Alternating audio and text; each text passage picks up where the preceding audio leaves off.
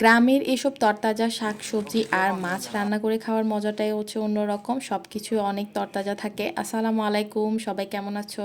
তৌফিকরা daily app থেকে আরেকটা new blog তোমাদের সাথে শেয়ার করছি। এই ভিডিওটা ছিল আমি যখন গ্রামে ছিলাম তখনকার ভিডিও। তো তখন বিভিন্ন কারণে আসলে তোমাদের সাথে শেয়ার করা হয়নি।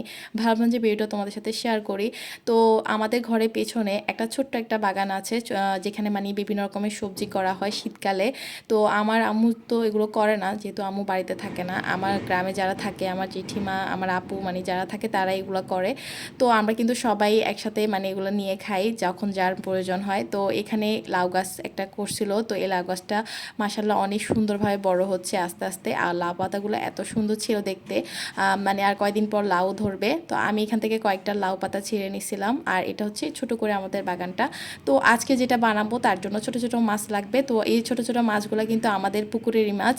তো এখানে আমি এগুলো মাছগুলোকে ভালো করে ধুয়ে নিছি, এখন লবণ দিয়ে তারপর রসুন দিয়ে দিছিলাম। আর আজকে হয়েছে কি, এই ভিডিওটা করার সময় আমার ফোনটা এত জোরে পড়ছিল, মানে পানিতেই পড়ে গেছে। তারপর আর কি করব, ফোনটাকে তুলে তারপর একটু রোদে শুকালাম ভালো করে মুছে তুছে, তারপর আবার ভিডিওটা শুরু করছি।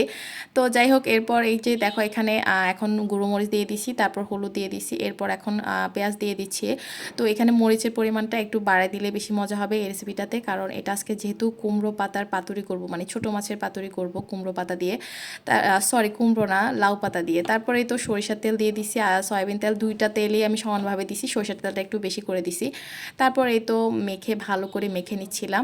তো মেখে নেওয়ার পর এরপর আমাকে লাউ পাতাগুলোকে ভালো করে ধুয়ে নিতে হবে, কারণ লাউ পাতার মধ্যে কিন্তু ছোট ছোট অনেক পোকা থাকে অনেক সময়। তারপর এই তো লাউ পাতাগুলো সুন্দরভাবে সবগুলোকে ভালো করে ধুয়ে নিচ্ছিলাম। তো লাউ পাতা ধোয়া হলে এরপর আমার ওই যে মাছের এগুলোর মধ্যে আমি একটু ধনেপাতা দিব বেশি করে। তারপর ধনেপাতা দেওয়ার পর এখন আবার ভালো করে মেখে নিচ্ছি, তারপর কাঁচামরিচও দিয়েছি ধনেপাতা দেওয়ার পর।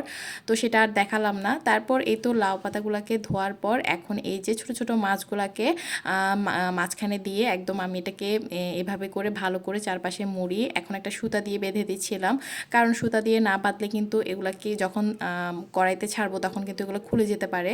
তারপর এই তো আরেকটা বানিয়ে নিচ্ছিলাম, এভাবে করে আমি সবগুলোকে বানিয়ে নিব। আর এই লাউ পাতাগুলো কিন্তু একসাথে করে দুইটাও দেওয়া যেতে পারে, কারণ লাউ পাতা যেহেতু কড়াইতে দেওয়ার পর কিন্তু একদম মানে যখন ভাজা হয়ে যায় তখন কিন্তু একদম নরম হয়ে যায়। তো আমি কিন্তু অনেকগুলোর মধ্যে মানে একটা পরে লাস্টে যেগুলো করছিলাম সেগুলোর মধ্যে দুইটা পাতা করে দিছিলাম।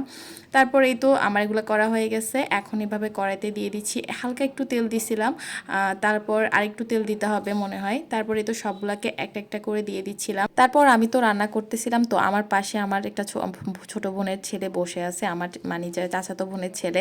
তো আমার সাথে এটা সেটা বলতেছিল, তা ওকে জিজ্ঞেস করতেছিলাম তুমি এটা খাবা, ও বলতেছে হ্যাঁ আমিও খাবো, তার জন্য ও বসে আছে।